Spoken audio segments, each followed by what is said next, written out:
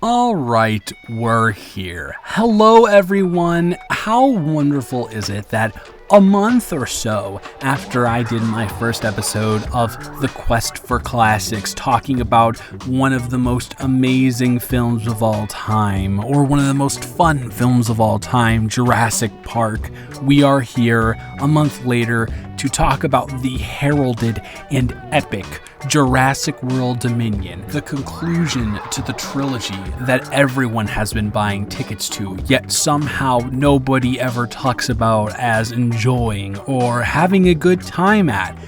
In all seriousness, Jurassic World is, in this landscape of remakes, I would argue one of the least inspired remake trilogies of all time. At least the first two films were. I thought Jurassic World wasn't good, but it was suffice. It played on the nostalgia a little bit, and this was before Chris Pratt really watered down his brand.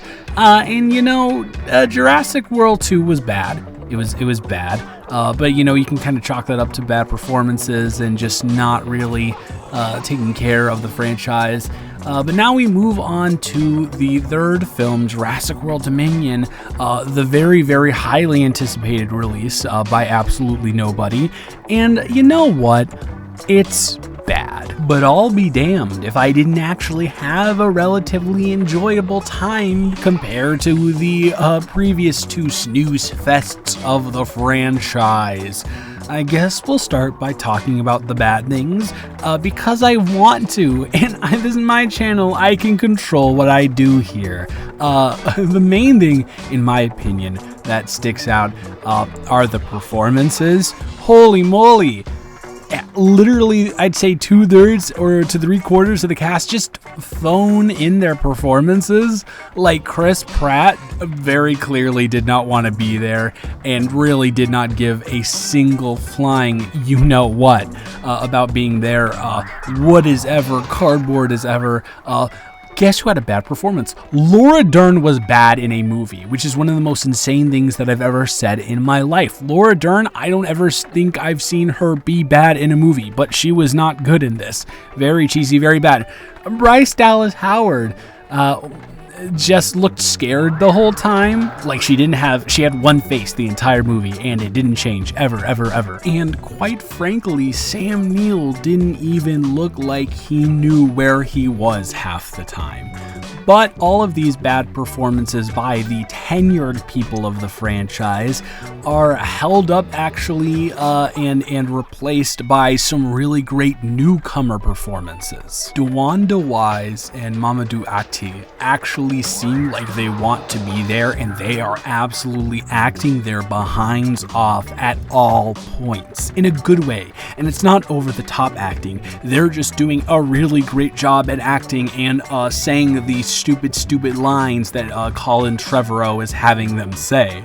I was really impressed by both of them, and I've seen Mamadou Ati in The Frontrunner before, but I've never seen DeWanda Wise, and I hope that this opens up more roles for them because they're great. I do find it ironic that everyone was complaining about how this is now a woke property when they saw the photo of Chris Pratt and DeWanda Wise together, and she inarguably had the best performance of the film, which was nuts. So take that, racists. Another problem is the way that the film portrays itself as opposed to what it actually is. Leading up to this film, I thought this was going to be a spectacle. The trailers made it seem like a spectacle. The way that the cast and crew were talking about it made it seem like this is the conclusion to the Jurassic era. It's gonna be amazing. It's gonna be all out. You're gonna go crazy for it. And then the first half of the movie is just boring dialogue about locusts and nothingness and unimportant things.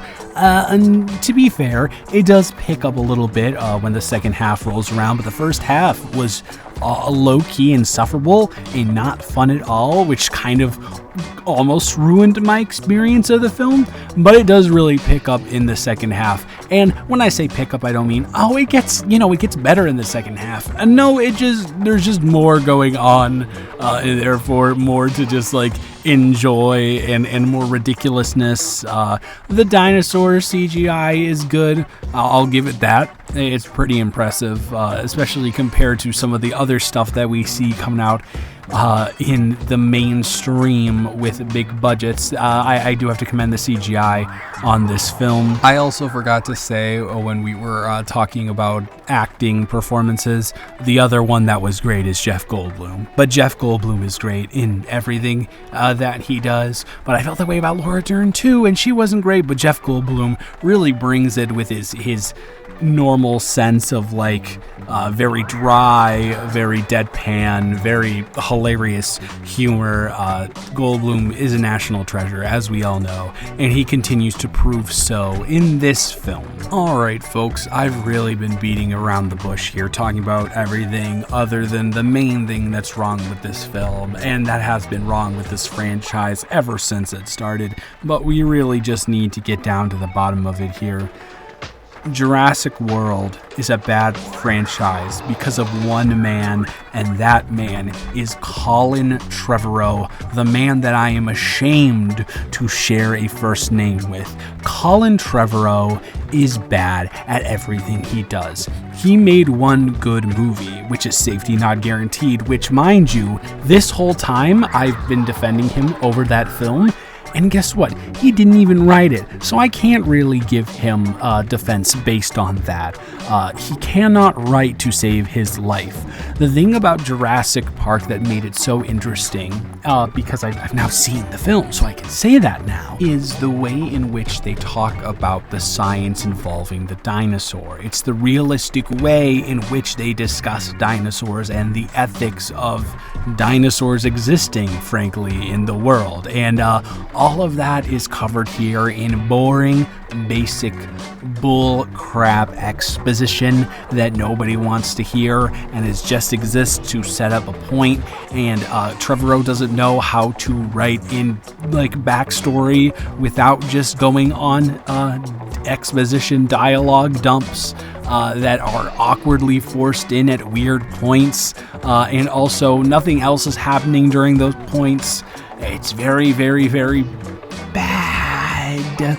Trevorrow also can't direct because I'm convinced that if you have a bunch of these people are all-time greats. A lot of them are. Samuel, great actor. Laura Dern, great actress.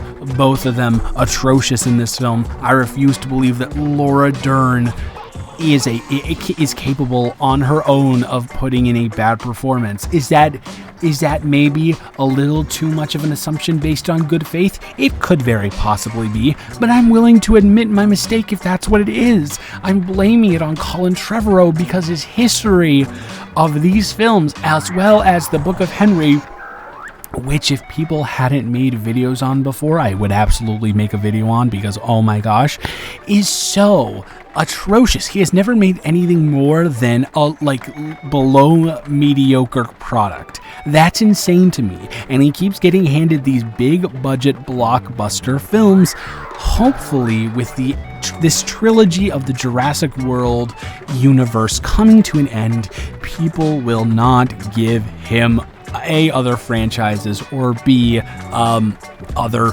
mainstream tentpole films in general. You want to know why The Rise of Skywalker was so bad? The Fly Now, that was him. They Fly Now, that was him. And it just transfers over to this film. The only reason there are good performances in this is because they chose three people that had very distinct personalities and very charismatic deliveries. It's not the dialogue, which is horrible. They're surviving off of the strength of their own charisma. And that is insane to me. Trevorrow is clearly a hack who doesn't know what he's doing behind a camera. And somehow, some way, the performances, the dinosaurs, kind of made it a little bit more enjoyable. Even though it took a hit in quality, in my opinion, from the first Jurassic World movie, I still think that it was more maybe so bad it's good, maybe just decent. I can't really tell at the current moment, but maybe I'll update in the comments later. Overall, it's bad. It's kind of fun and enjoyable, especially because it's just such a popcorn movie. You know what I mean? It's such a, you don't think about it. Brain turn off, dinosaurs go, yay. At least the second half is. The first half is just not anything at all. I know I'm a little all over the place at the end, so I'm gonna just cut it off here. I am going to give Jurassic World Dominion a 3 out of 10. It's closer to a 4 than a 2. I'm glad that this franchise is over. I know this is going to make a lot of money at the box office, so maybe they'll Wizarding World of Wizarding it. Hopefully not. But yeah, that's about it. I hope you guys enjoyed this video. I don't exactly know what I'm doing next. I do know what I'm doing next. Video essay Monday. I haven't put out that many video essays recently. I'm gonna do a video essay for Monday because I want to. So yeah, that is about it. I hope you guys have a wonderful rest of your day, and I will talk to you in the next one. Goodbye.